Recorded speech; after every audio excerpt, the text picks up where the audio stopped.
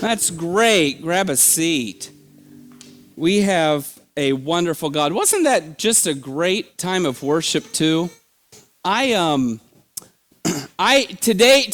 message is actually going to be one that you maybe didn't want to come to hear. Jesus, sometimes his messages are so positive, and other times it's like so hard. And I've been going through that Sermon on the Mount, and he does it to us. It's like he tricks us. He started the sermon really positive, and then he like sucker punched us. Has anyone ever been sucker punched by Jesus before? It's like he's the type of man that preached things like this. He said, if you have a heavy burden in your life, come to me, I'll give you rest. And it's like, ooh, I want to hear more of that. Yes, let's go to church. And then the next week he stands up and he's like, hey, come follow me. Come pick up your cross and follow me. And it's like, pick up my electric chair? What? Oh, man. And it's like it's positive and sometimes very hard. So the Sermon on the Mount, Jesus sits down with all of his followers, and he starts throwing out all these very positive statements. It's like, hey, you're blessed, and you're blessed, and you're blessed. All these beatitudes. You're the salt of the earth. You're the light of the world. And it's like, oh, this is great. And then he starts talking about sin. It's like, come on, Jesus. Man, you were blessing us here. Now you're talking about sin. And so we're going to look at what he talked about with sin today. He introduced sin in kind of a cool way. He uses a refrain. Do you know what a refrain is? It's kind of like a chorus of a song. You know how you do like verse 1 and then the chorus, and then verse 2, and then you come back and do the same chorus, the same words, and then you do verse 3, and then you come back and you do the same chorus. In music, sometimes that adds emphasis and meaning. It becomes very poetic and artistic. In speeches, a lot of people use this in speeches. Martin Luther King Jr., I have a dream, 18 times. I have this dream, I have a dream, I have a dream, I have a dream. Jeff Foxworthy, what's his refrain? Yeah, you might be a redneck. Yeah, if you've ever been too drunk to fish, you might be a redneck. It's like if you prefer keys over Q-tips, you might be a redneck. If you've ever mowed your yard in order to find your car, you might be a redneck. Yeah, kind of like, and it's a refrain, and it focuses in, and sometimes it's poetic. It does different things depending on what you're doing with a refrain. Jesus' refrain that he uses goes like this. He says, you've heard this, but I say this. And he does it 6 times. You've heard this, but I say this. And I think if we could get back in the flying DeLorean and fly back in time, and we could go in to hear Jesus, I bet it would crescendo as he was doing it. I think it would keep getting, like he'd start working the audience, you've heard this, but I say this. You heard this, but I say this. You heard this, but I bet it would crescendo as he was talking, and everyone would get the point he was making. Here's his point. He says his point before he goes off on the tangent. Matthew chapter 5, verse 20 says, for I tell you that unless your righteousness surpasses that of the Pharisees and the teachers of the law, you will certainly not enter the kingdom of heaven. Oh man, is this one of those hard sermons? Yeah. If you want in the kingdom of heaven, you've got to live better than those religious guys. They have a standard that's low, and I'm going to raise the bar. They say this, but I say this is how you should live. And he raises that bar. What I want to do is I want to look at all 6 refrains. We'll just kind of truck them through so you can hear all 6 of them. And then I'll go back and I'll explain each one and kind of work through it. Does that sound like a game plan? So here's the very first refrain. He says, you've heard that it was said to the people long ago, you shall not murder. That's a pretty low standard. and anyone who murders will be subject to judgment. But I tell you that anyone who's angry with a brother or sister will be subject to judgment. Raising the bar. The second refrain, he says, you've heard it was said, don't commit adultery. But I tell you, anyone who looks at a woman lustfully has already committed adultery in his heart. Number 3, it has been said, anyone who divorces his wife must give her a certificate of divorce. But I tell you, when he divorces his wife except for sexual immorality, makes her the victim of adultery. Then he says, and again, you have heard it was said to people on go, do not break your oath, but fulfill to the Lord the vows you've made. But I tell you, don't swear at all, either by heaven, for it's God's throne. And then he says, the 5th one, you've heard it was said, eye for eye, tooth for tooth. But I tell you, don't resist an evil person. Here's the bar, but I'm raising it. And then finally, verse 43. You've heard it was said, love your neighbor and hate your enemy, but I tell you, love your enemies and pray for those who persecute you. And so each one has a lot in common. Jesus is doing the same thing 6 times with 6 different sins. He grabs a sin that just about everyone would agree is wrong. Even if, and today we'll hit sins that you probably have done. And he mentions all these 6 sins and goes, it's not enough to just avoid sin, though. What we're aiming for is something higher than that.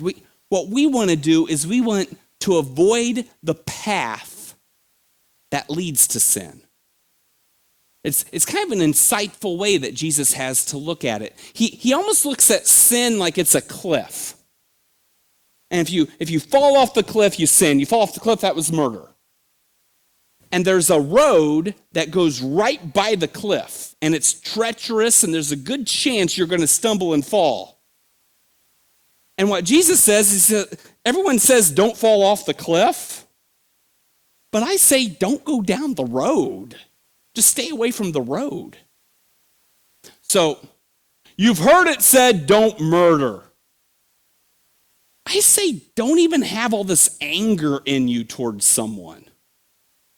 I once preached a message on anger. I preached this message and I was talking about, I remember I had the Incredible Hulk as my main illustration in it. It's like, raw, this anger that comes out. After the message, someone that I know very well, very good man, someone I love, he came over to me at the end of the message and he said, well, Darren, I guess we need to talk. Now, the way he said it, I thought he was going to say something funny. I thought it was like we were jiving. And so he said, we need to talk. I was like, oh, yeah? And he said, yeah. I have a baseball bat in my truck right now. So, I don't understand. He says, well, there's this guy. He's been driving me crazy. He's been annoying me. He's been bothering my wife. He's been bothering her sister. He's done this and this and this. And last night I couldn't sleep. I just pacing back and forth. I just wanted to have a good, serious talk with him. So this morning I thought, I'm going to go talk to him. So I grabbed a baseball bat and I put it in my truck so I'd go and have a conversation with him. And then I came to church first. So he came to church and he hears this sermon on anger. And he's like, oh.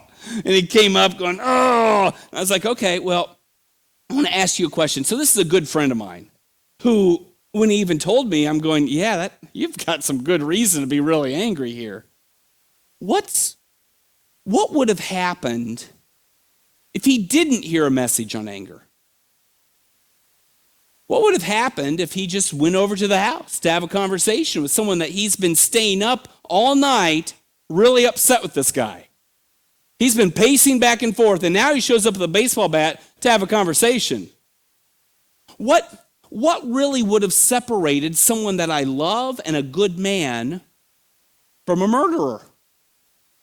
Could it be nothing more than circumstances or events that could have happened that could have escalated a situation instead of de-escalated it? And that's how Jesus kind of views it. He's like, everyone's saying don't murder. Okay, we agree murder's wrong. But if everyone goes and dances by the cliff and only a couple guys fall off, do we look down on the two that fell off and not everyone who's dancing around it? Stay away from the path. Let's not have all this anger built up. Hey, I did have fun at church camp a couple weeks ago.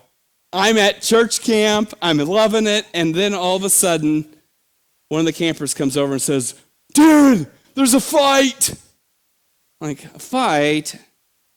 Okay, everyone, you get one guess.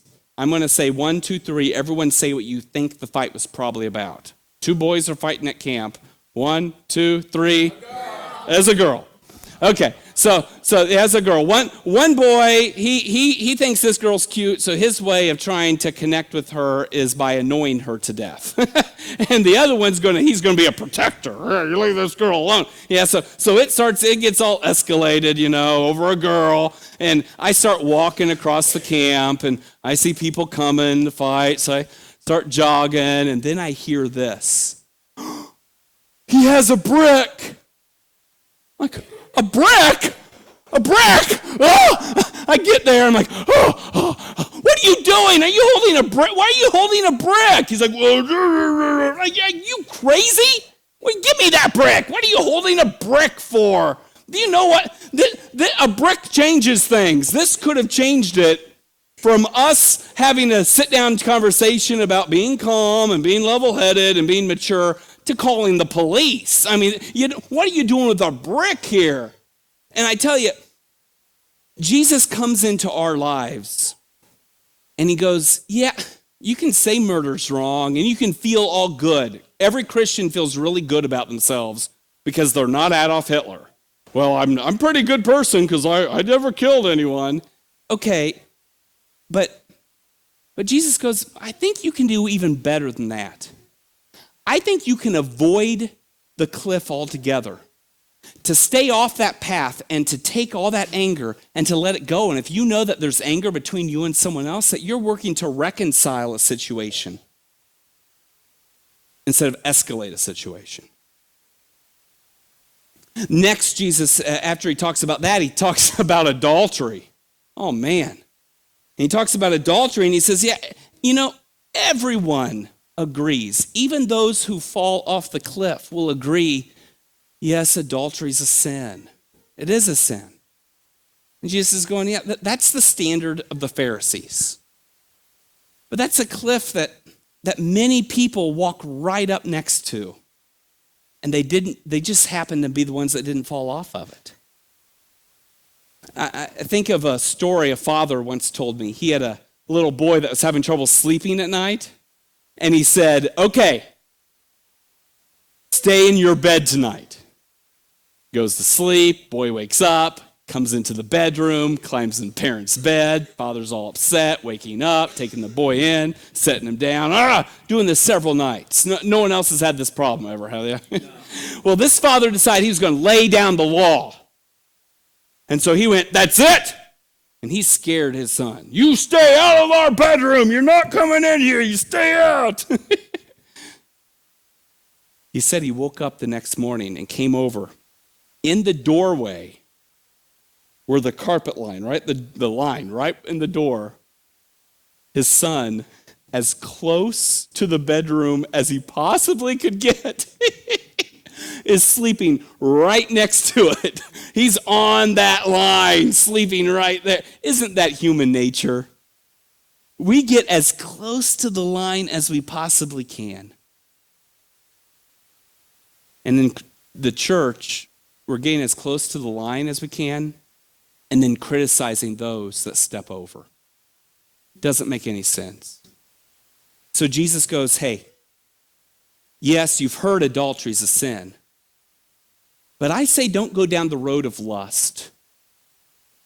If you're married, don't start fantasizing about someone who's not your spouse. Don't start flirting. Don't start texting things that are inappropriate that you wouldn't want your spouse to see. Don't dance near that cliff. Stay away. Choose a different path. And he raises the bar. And he raises the bar in a way that actually isn't so as it is, don't fall off. I believe in you.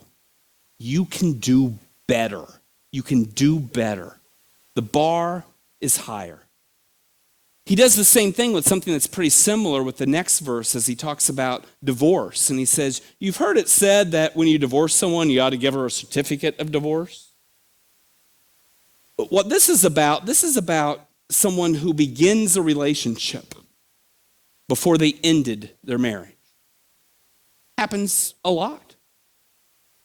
And most of us go, yeah, we know that probably is wrong. We know that is wrong, that we should divorce and make sure it's finalized. You have two women in a kitchen where one's going, oh, he means so much to me, and the other one's going, now wait, he's still married, and she's going, no, you don't understand. They haven't been together for a year and a half. They've been away. They haven't been intimate for like even longer than that. And something, but is it finalized yet? No, it's not finalized yet. Well, you got to get that finalized. You know that discussion? That's what this verse is talking about.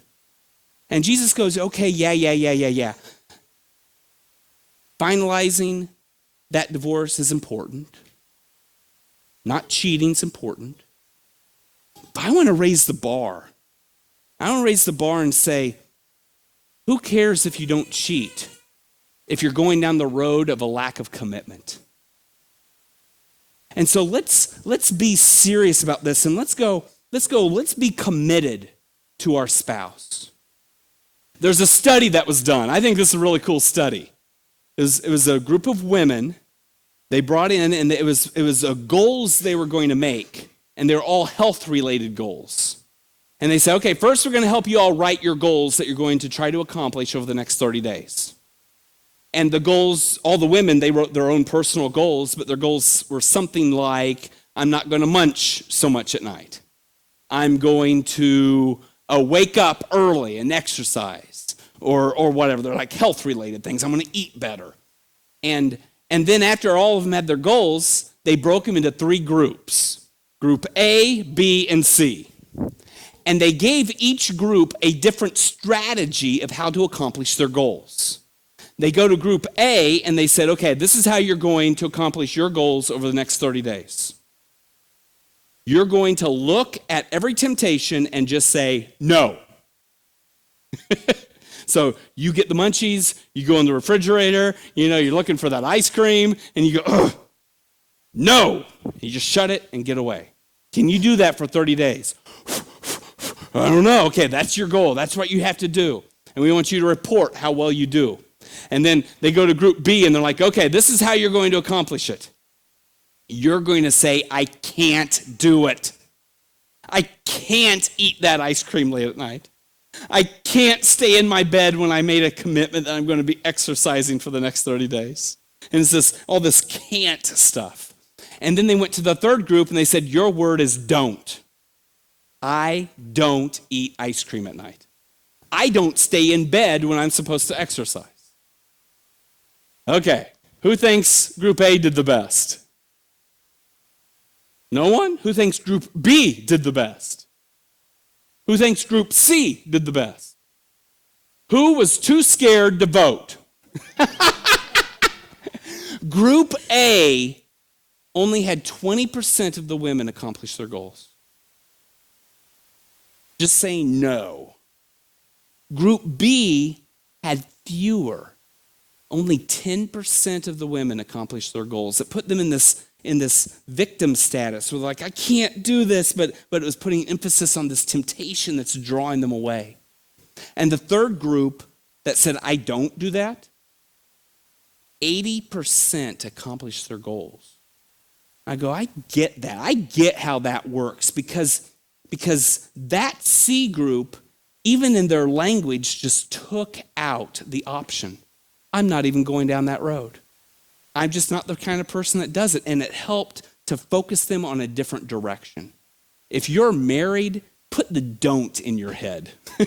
I just don't get a divorce. I just don't. That's not who I am anymore. I am just a committed person. I'm all in. Number 4, as Jesus goes through all these, is oath. Again, you've heard it said to people long ago, do not break your oath, but fulfill to the Lord the vows you've made.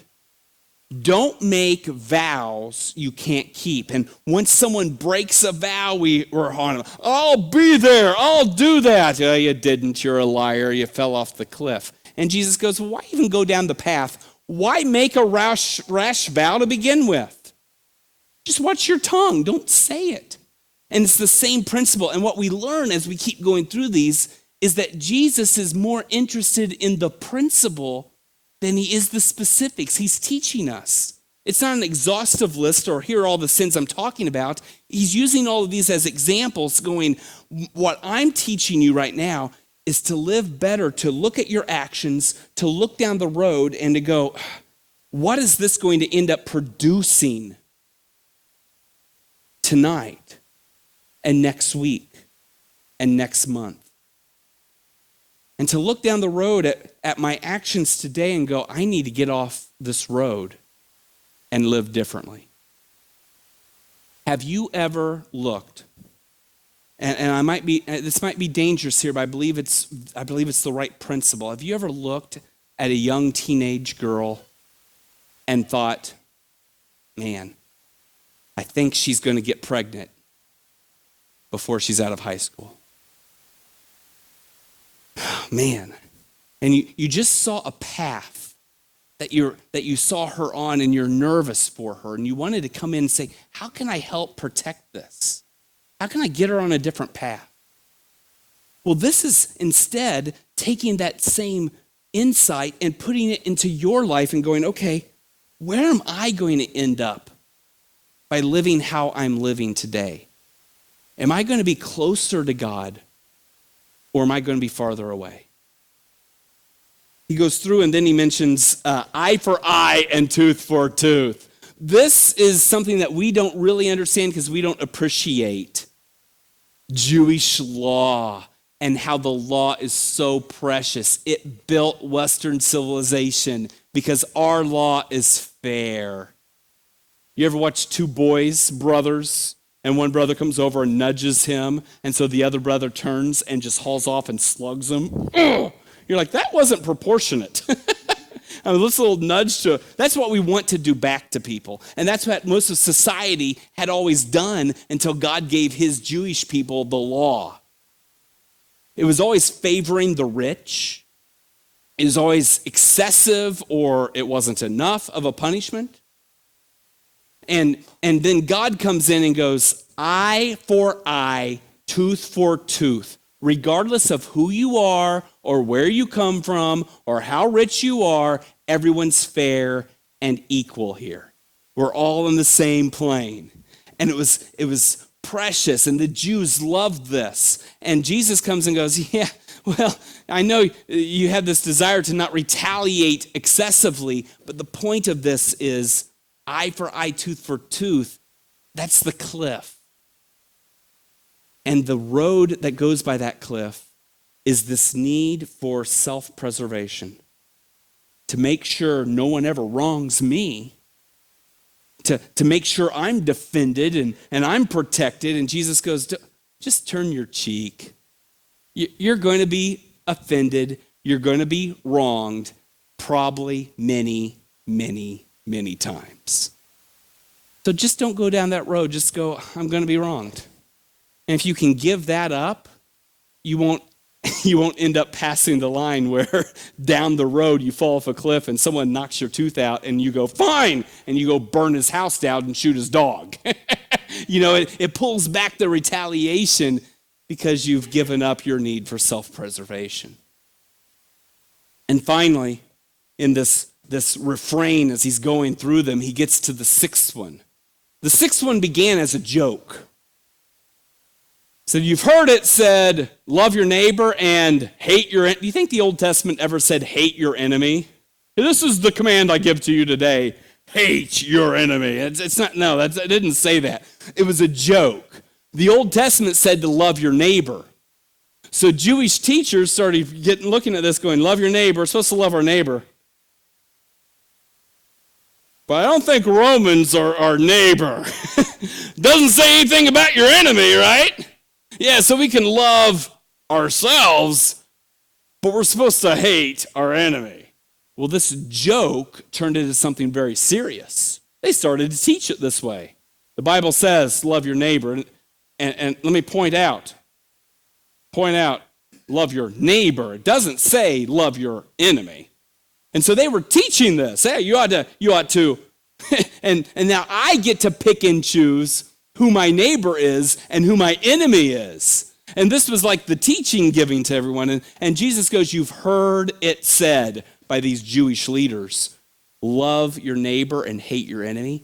But I say, if hating your neighbor is the cliff, the path that goes by that cliff, that treacherous road, is hating your enemy. And if you're the type of person that hates your enemy, you will end up hating your neighbor, and you'll fall off that cliff. So instead, get rid of this need to hate those who oppose you and those who are against you. Love them. Stay away from that path so you don't fall off the cliff and start hating someone that's closer to you, that you need to care for.